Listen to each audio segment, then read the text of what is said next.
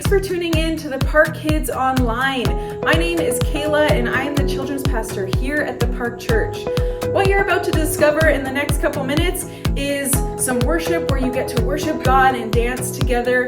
You'll hear the weekly Bible story lesson as well as some discussion questions at the end. I encourage you as a family to discuss and ask questions throughout the video, but also answer the questions as a family at the end. Discussion and questions is how you grow deeper into discipleship and relationship with Jesus. And so I encourage you to do that. In the description below this video, there are also some resources and the weekly Bible lesson coloring sheet. And so I encourage you to check that out as well. I pray that this video serves you and your family as you learn and grow in Jesus together.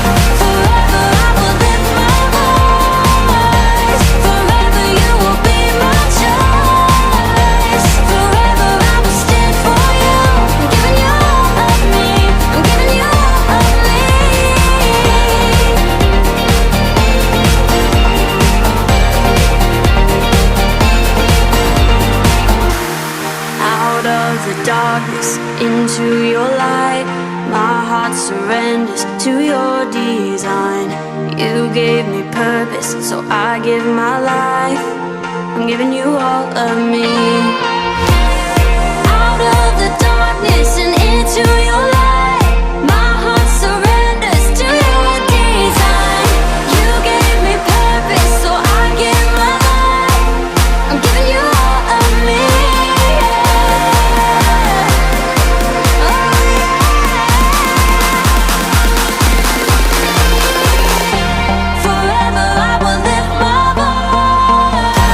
Forever you will be my choice.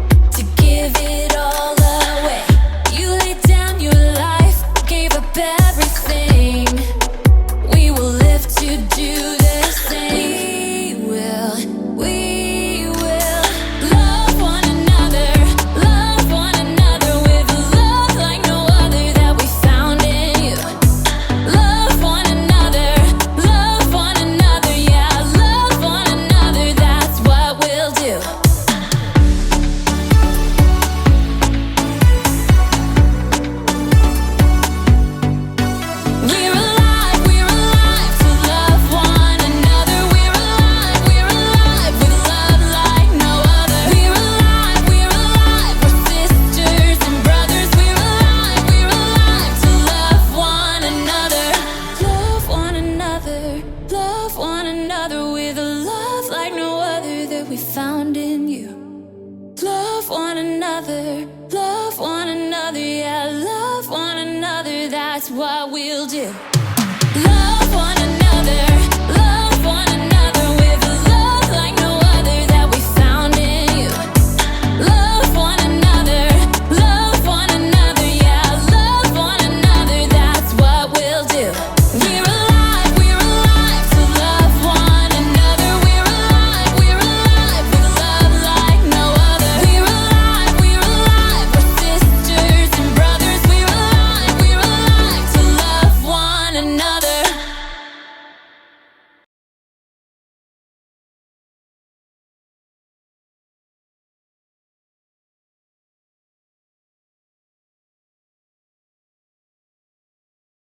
Hi there, Chicken Nuggets. It's me, Carl. Welcome to Grow TV. Welcome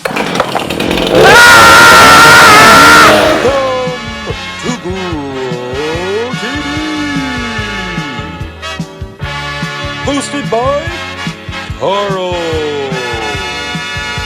Where we have fun with our friends, talk about Jesus, and go over everything the Bible has to offer.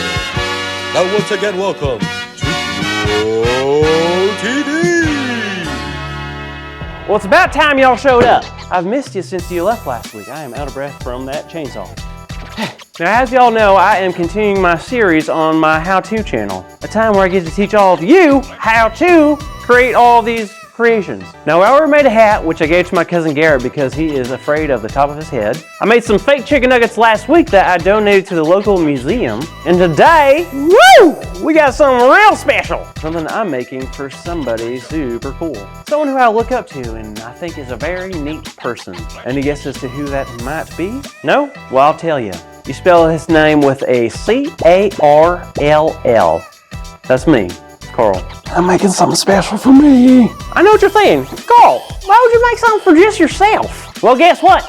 I deserve gifts too. It's time to start caring for 3 people. Me, myself, and I. Hello. So I had to ask myself, what is something that I truly want? What creation can I make in this shop that is something simple yet beautiful? And then like the possum that fell out of the tree when I was 7, it hit me. A chair. Yeah, a chair is something that we use every day, and for some reason I can't find one that is super comfy. So I figure if I can't find one, I might as well build one. So without further ado, I present how to make a chair. Step 1, find some wood. Got it. Step 2, cut the base out of the chair. You see, I like my chair bottoms to be on the bigger side so I can slide it around a little bit. So I have this big piece of wood, so it'll work. Step number 3, every chair has to have 4 legs. Don't worry, the legs on the chair are not made of actual human legs. Believe me, I asked. So what we need to do is cut 4 legs that are the same length. Step 4, put it all together.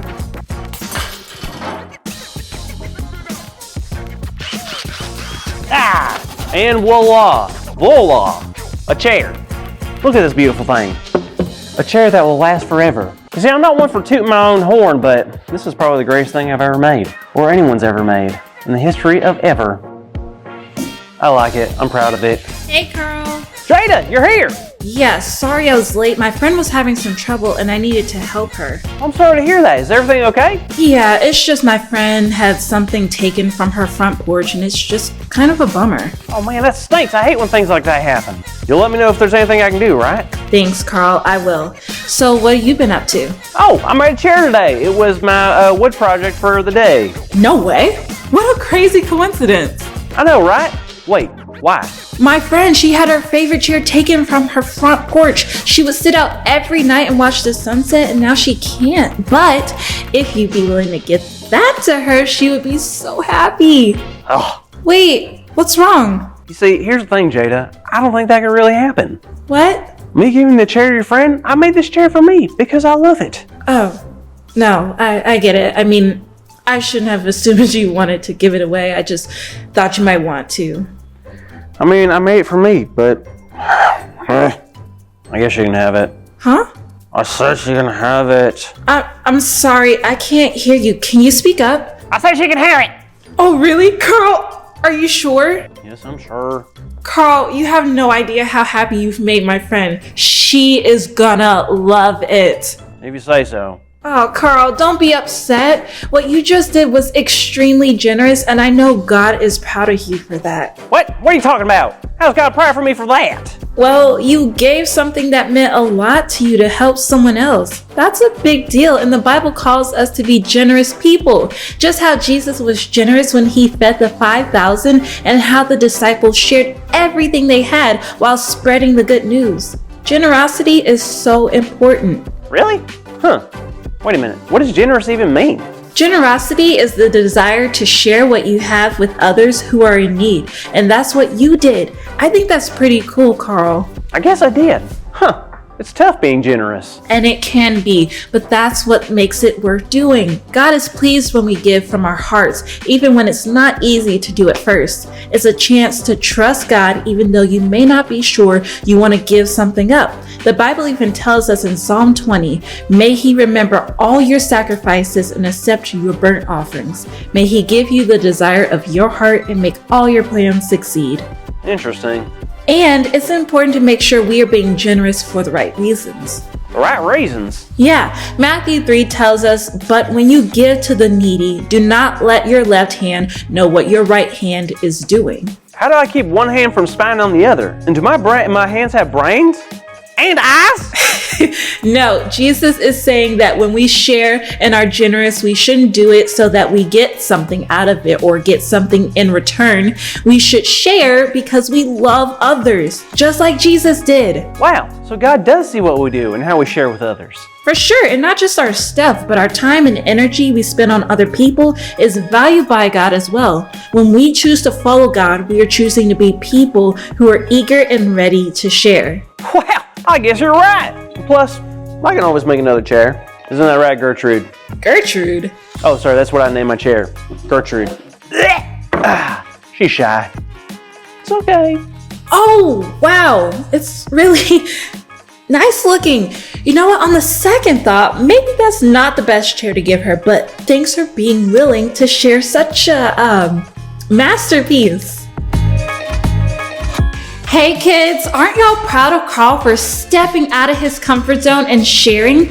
It's so cool because when Jesus was on this earth, he showed us that sharing our stuff and our lives with other people is so important. And that is why our big idea is Jesus taught us how to share with others. So on the count of 3, let's say it out loud and proud, okay? Ready? 1, 2, 3. Jesus taught us how to share with others. Great job, everyone. Now, next week is Carl's last week in his workshop, so make sure you don't miss it, okay? Perfect. I'll see you then. Thank you for watching, and tune in next week for a new episode of